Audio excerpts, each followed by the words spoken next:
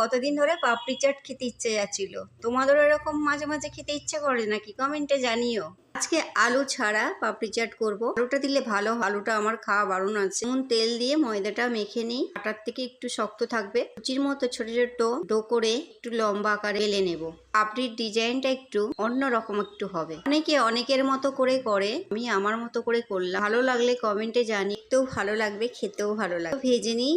ভাজা হয়ে গেছে, অল্প আঁচে কমিয়ে ভাজতে হবে, এটা তাহলে পুড়ে যাবে, ভিতরে কাঁচা থেকে যাবে। এর মধ্যে সব মশলাপাতি দিয়ে দিই, এর সঙ্গে বিন নুন, কাঁচা লঙ্কা